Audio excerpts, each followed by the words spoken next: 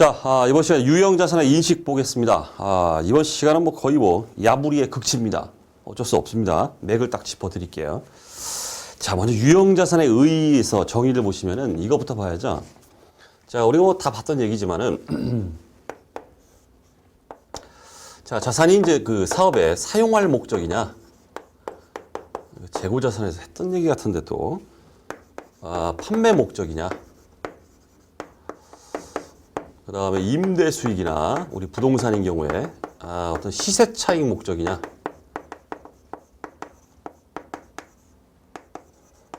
자, 요거에 따라서 이제 현행 기준, 회계 기준이 갈리고 있죠. 다 아시고 보시죠? 사업에 사용할 목적이다. 유형자산이에요. 유형자산. 또는 우리 투자부동산 쪽에서는 보겠지만은 자가사용 부동산이다. 이래. 자가사용 부동산. 그 다음 판매 목적이다. 당연히 재고자산이에요. 자, 지금 기초적인 얘기입니다. 재고자산. 그 다음 목적 자체가 임대수익이나 시세차익 목적이다. 투기 목적이죠. 자, 이럴 경우에는 별도로 투자부동산 쪽으로 갑니다. 자, 기본적인 분류를 했습니다. 자, 이건 기본이고. 자, 정의 보시면은, 자, 재화의 생산이나 타인에 대한 임대, 관리 활동에 사용할 목적으로 보유하는 당연히 물리적 형태가 있는 자산이에요. 그러니까 유형이죠. 물리적 형태가 없으면 뒤에 무형자산 쪽으로 갑니다. 한 보고기간을 초과하여, 즉 1년 이상입니다. 1년 초과. 1년을 초과해서 한 보고기간을 초과하여 사용할 것이 예상되는 자산이다. 이렇게 되어 있습니다. 자, 그러면 이제 선생님 질문이 있습니다. 라고 또 샤프하신 분이 또 물어와요. 자, 그거 말씀드리겠습니다. 그게 뭐냐면, 자, 재화의 생산이면 우리가 일반적으로 기계장치 이런 거가 되겠죠. 그 다음 타인에 대한 임대. 요게 이제 문제가 되는데, 그 다음 관리 활동에 사용할 목적, 사용 목적이에요. 관리 활동에 사용한다는 소모품이나 어떤 이런 것들이 있겠죠. 냉장고나 이렇게. 자, 그런 것들인데, 아니, 지금 임대 수익이 목적이면 투자 부동산이라고 말씀하셨습니다. 샤프하신 분이 묻죠. 근데 여기 보니까 정의에 타인에 대한 임대 목적으로, 임대에 사용할 목적으로 이렇게 돼 있는데, 그럼 임대가 유형자산입니까? 투자 부동산입니까? 이렇게 물어보시는 분이 있어요. 샤프하죠. 자, 그거에 대한 얘기를 좀 해보겠습니다. 자, 이렇게 보시면 돼요. 자, 우리 부동산인 경우에 이제 특히 말씀드리면은 사례를 들어 말씀드릴게요. 자, 첫 번째는 그 부동산 임대. 부동산 임대가 목적인 부동산 임대 회사가 있다고 해볼게요. 부동산 임대 회사에 임대용 부동산.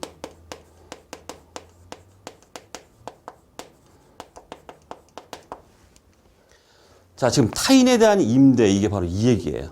이 얘기. 부동산 임대 회사가 있습니다. 부동산 임대 회사가 가지고 있는 임대용 부동산이 있겠죠. 그거는 사업의 사용 목적입니까? 뭐예요? 사업의 사용 목적이에요.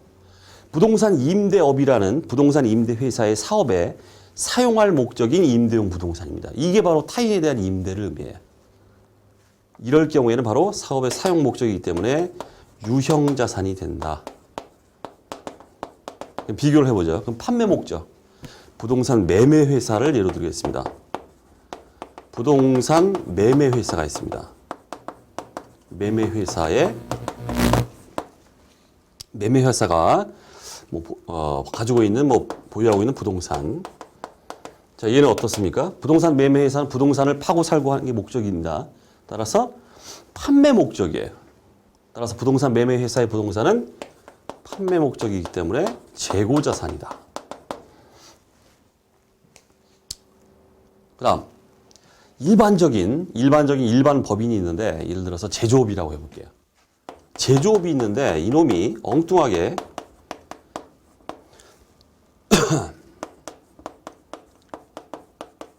부동산에 투자해가지고 제조업이 있는데 제조업을 하고 있는데 별도로 부동산에 투자해서 부동산을 사들여요.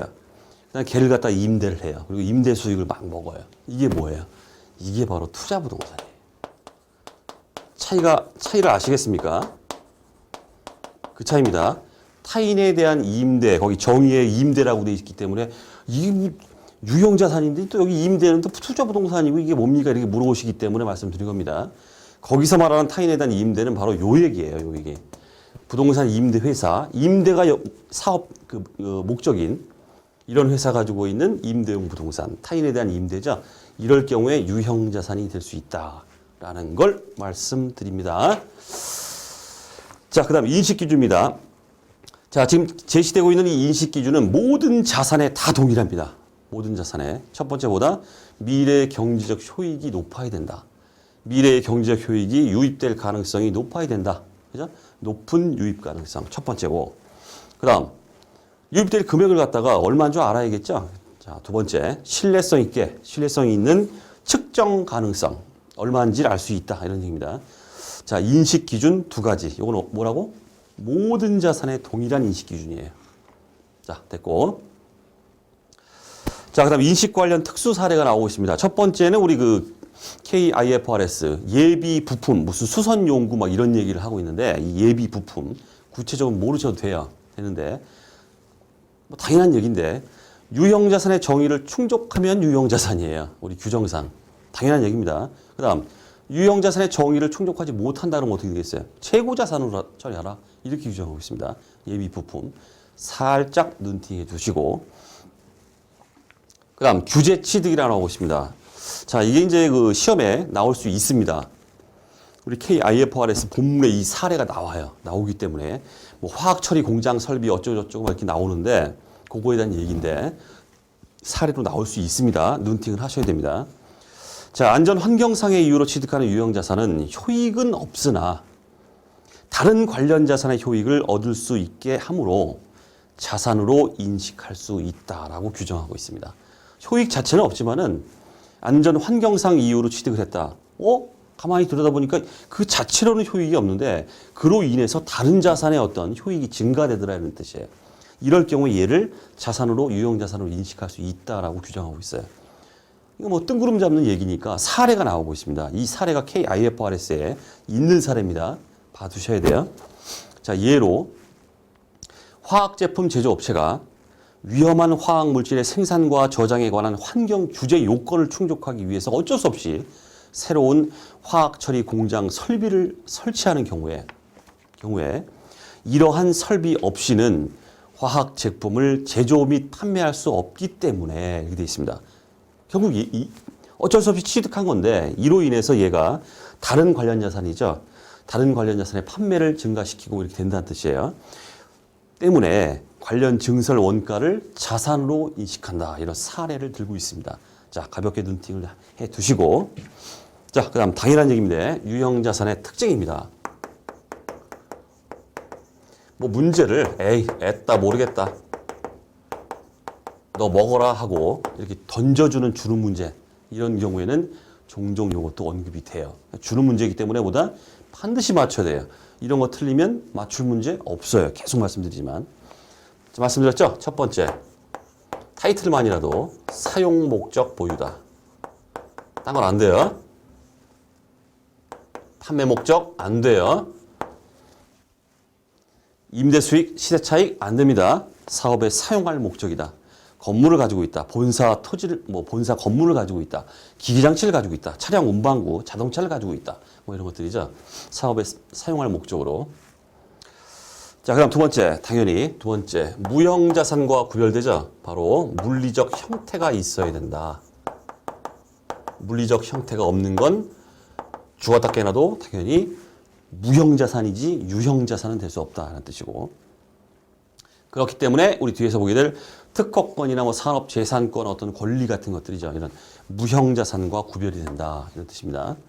그다음 세 번째, 바로 감가상각이에요. 자, 강경석 세무사님의 저 스스로 님이라고 하니까 좀 그러네. 강경석 세무사의 강의에 좀 이렇게 젖어 있는 분들은 강경석 세무사는 감가상각비를 갖다가 DEP라고 쓰더라 이렇게 알고 계실 텐데 제 강의에 이제 처음 듣거나 뭐 익숙하지 못하신 분들은 DEP가 뭔가 그러죠. 이거는 감가상각비. 앞으로 DEP, Depreciation, 감가상각비를 뜻해요. 자, 유형자산의 두드러진 특징. 바로 감가상각이 일어난다. 이런 뜻이에요. 유형자산을 취득함으로 인해서 예로 인해서 수익이 막 창출돼가요. 그 창출되는 수익에 대응시켜서 유형자산의 원가를 배분합니다. 감가상각비를 인식해가요. 자, 그래서 이 감가상각의 이론적 근거가 뭐냐라고 물으면 뭐가 되겠습니까? 바로 수익, 비용, 대응의 원칙이다라는 얘기가 나와야 됩니다. 상식적으로. 유형자산을 취득해서 예를 들어 기계장치를 취득해서 돌렸더니 제품이 판매되고 수익이 막 창출돼요. 수익 창출되는 거기에 기계장치의 원가를 배분해서 비용 인식합니다. 수익과 비용을 대응시킨다. 이게 바로 감가상각의 이론적 근거입니다. 자, 주위에 나오고 있는 거 당연한 얘기인데 토지는 감가상각을 합니까? 상식적으로? 우리가 감가상각을 한다는 뜻은 취득해서 그 가치가 감소하죠. 감소합니다. 이럴 경우에 하는 거지 토지는 일반적으로 어떻습니까? 지가는 시간이 흐르면 계속 증가되게 돼 있어요. 지가는 상승하게 돼 있습니다. 토지는 당연히 감가상각 대상에서 제외된다. 거의 우리 회계 처음 시작할 때 기초얘기입니다. 이건. 자, 토지는 당연히 대상에서 제외되고, 자, 그나마 볼 거는 이제 건설 중인 자산, 요 얘기죠. 건설 중인 자산. 자, 건설 중인 자산. 자, 뭔가 이제 본사 건물을 짓기 위해서 원재료가 투입되고 인건비가 투입되고 또 일명 제조 간접비라고 하는 뭔가 막 투입이 돼요. 원가 발생이 막 일어납니다. 아직 건물은 완공이 안 됐어요.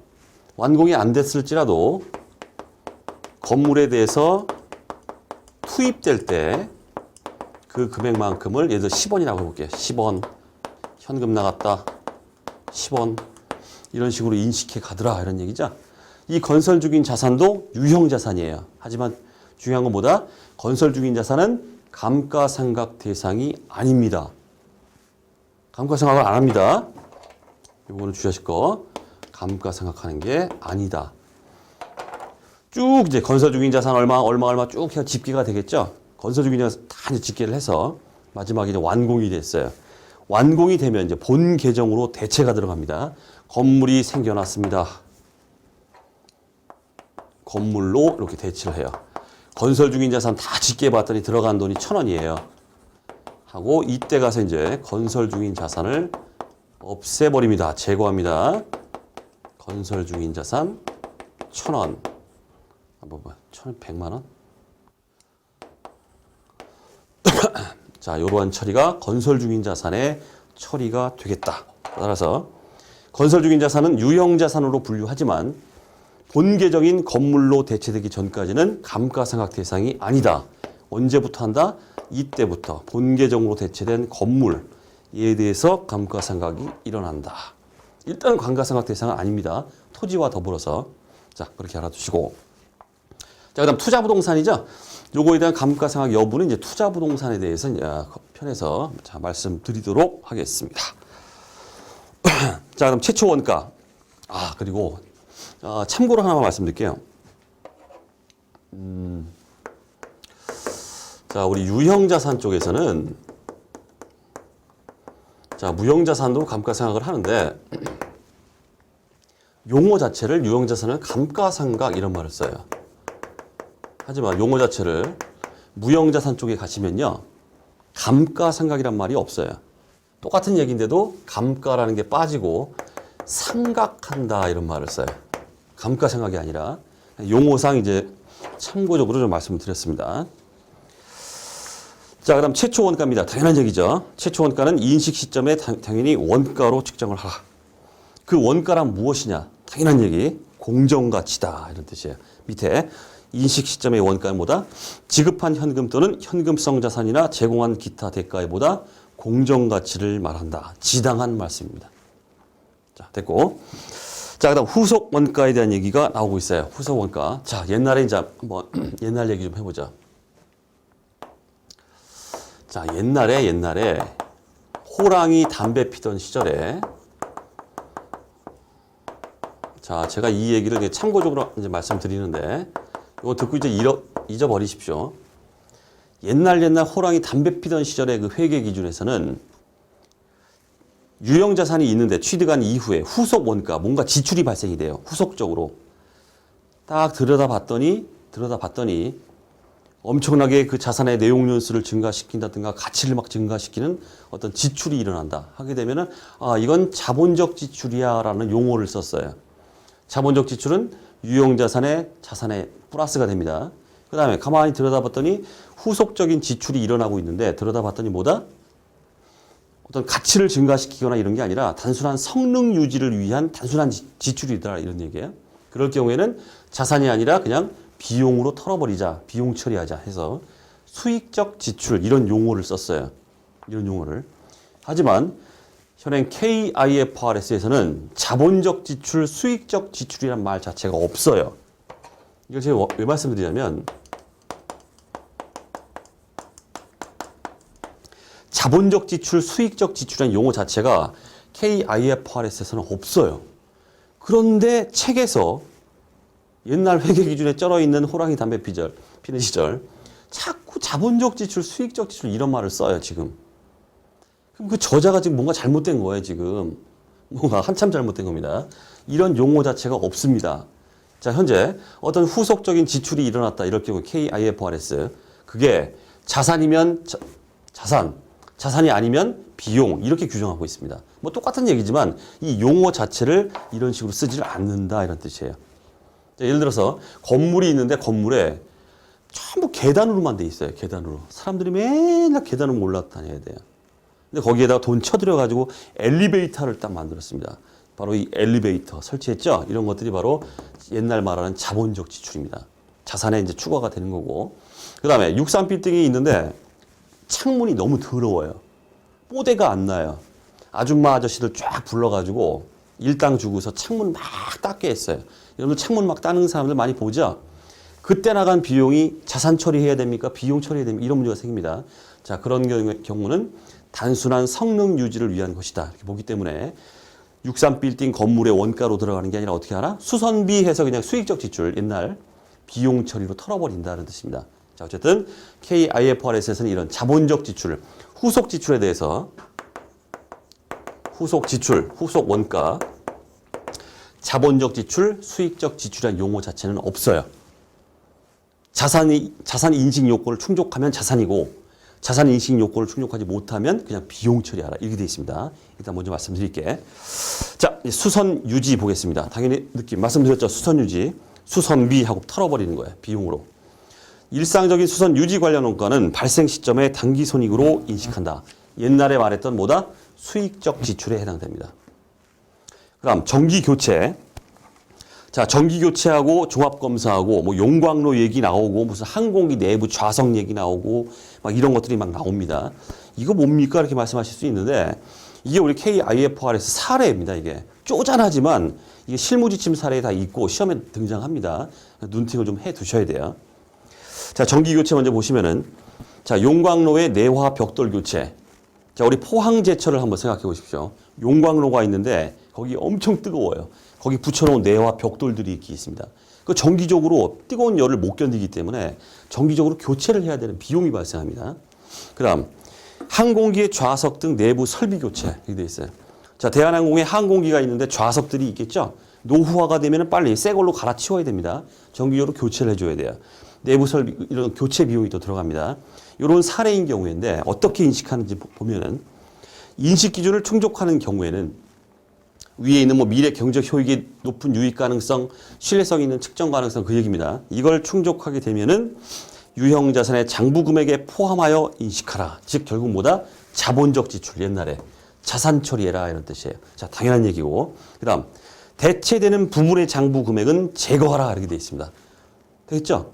새로 들어가는 건 자산 인식하고 기존에 있던 그 금액은 없애버려라 이런 뜻이에요. 자, 그 처리를 신부품 대체 제가 이렇게 해놨는데 자, 첫 번째 신부품. 자, 유형자산 잡아주세요. 신 이렇게 쓸게요. 얼마가 이제 잡히겠죠? 현금 나갔다 이렇게 해주시고 살짝 어떤 그 문제가 있기 때문에 그렇습니다. 이게 문제 없는데 이제 구부품이라고 해볼게요. 구라고 쓰겠습니다. 구부품 제거한다. 그러면 구부품을 장부에서 이제 제거를 시켜야 되는데 없애버려야 되는데 그 자산이 구자산이죠. 가지고 있는 여태까지 감가상각을 쭉 해오면서 가지고 있는 감가상각 누계액이 있을 겁니다. 자, 일단 유형자산 없애라. 얼마 없어질 겁니다. 그 다음 감가상각 누계액 없어지고 얼마 없어지고 차이가 생기죠. 대차 차이가. 얘가 뭡니까? 이런 뜻이에요. 이게 뭡니까? 여기 대차 차이. 어떻게 알아? 처분 손실로 털어버려라. 이게 바로 구부품 대체입니다. 장부 재고입니다. 처분 손실 얼마. 자, 결국 여기서 말하는 이 처분 손실이죠. 얘는 뭐예요? 바로 구라고 써야 되네. 교체돼버린 유형자산 구라고 할게요. 구부품의 뭐다? 장부가예요. 그렇죠? 유형자산 취득가에서 감가상각 누계액 뺀 거 장부금액입니다. 장부금액만큼을 처분 손실로 처리하도록 이렇게 돼 있다. 이런 얘기입니다. 자, 됐고. 자, 그다음 종합검사 얘기를 또 살짝 보겠습니다. 자, 예를 들어서 항공기 결함에 대한 정기적인 종합검사가 이렇게 돼 있는데, 대한항공이나 뭐 아시아나항공이나 항공회사 같은 경우에는 항공기 어떤 그 결함이 발생했다 그러면 직격탄을 맞죠. 사람들이 비행기 타고 가다가 뭐 정비 잘못해가지고 이상 생겨가 다 떨어지고 항공기 한번 사고 나면 다 죽어버립니다. 그렇기 때문에 이 항공기 결함을 갖다가 막기 위한 이 종합 검사 비용이 어마어마하게 들어가요. 한번 떴다가 들어오면 창고에서 정비 비용이요. 사람들이 달라붙어가지고 멀쩡한 것도 다시 한번 체크하고 어디 이상 없나 엄청나게 이 종합 검사 비용이 들어갑니다. 자, 이런 비용을 어떻게 이런 후속 원가를 처리해야 되느냐? 결론은 정기 교체와 똑같아요. 보면 자, 인식 기준을 충족하는 경우에는 자산의 일부가 아니고 대체되는 걸로 이제 봅니다. 해당 유형 자산의 장부 금액에 포함하여 인식하고 종합 검사 비용을 거기 항공기에다가 넣어버린다는 뜻이에요. 직전 종합 검사에서의 원가와 관련되어 남아있는 장부 금액을 제거하라. 위에 있는 거랑 똑같죠? 위에 있는 정기 교체랑 똑같습니다, 이게. 자, 됐습니다. 똑같아요. 그 신부품, 그 다음에 위에 있는 구부품 제거 회계 처리 있었죠? 요거랑 똑같다, 이런 뜻이에요. 자, 다만 주의할 사항. 요거는 좀 아셔야 됩니다. 해당 유형 자산을 매입 건설할 때 종합 검사와 관련된 원가를 분리하여 인식하였는지 여부와 관계없이 위와 같이 회계 처리한다. 이게 또 뭔 소리예요? 이게 뭔 소리입니까? 종합검사 비용이 들었는데 당초에 발생했을 때 이 종합검사 비용을 항공기의 원가로 잡은 경우가 있을 것이고 종합검사 비용을 별도의 자산으로 잡거나 어떤 식으로 회계 처리가 나타날 겁니다. 무시해버려라는 뜻이에요. 자, 따라서 분리했는지 여부와 관계없이 위와 같이 회계 처리한다. 이 의미는 뭐냐면 분리해서 인식하지 않았다고 해보세요. 분리해서 인식했다 그러면은 당연히 이게 눈에 보이죠? 이걸 없애버리면 돼요. 근데 분리해서 인식하지 않고 합쳐버렸어요. 항공기에. 그래도 어떻게 하라? 제거해라 이런 뜻이에요. 어떻게? 네 마음대로. 따라서 현행 규정에 실질적인 실무 지침이 없기 때문에 실무에서는 문제가 될 수 있어요. 왜? 분리하지 않고 여기다 분리했으면 이거 없애버리면 되는데 분리하지 않고 여기다 합쳐버렸어요. 항공기에. 그럼 여기 합친 거에서 여기서 제거를 하라고 하는데 얼마를 제거해야 됩니까? 이게 문제가 생기죠? 그거에 대한 규정이 없어요. 네 마음대로 해라. 문제가 있긴 한데 어쨌든 문구는 알아두셔야 됩니다. 분리하여 인식하였는지 여부와 관계없이 똑같이 위와 같이 처리해라. 제거해라. 이런 뜻이에요. 자, 됐습니다. 유형자산의 인식 이번 시간 말씀드렸듯이 야부리의 극치였습니다. 어쩔 수 없죠? 자주 반복해 주시기 바랍니다. 자, 다음 시간에 뵙도록 하겠습니다.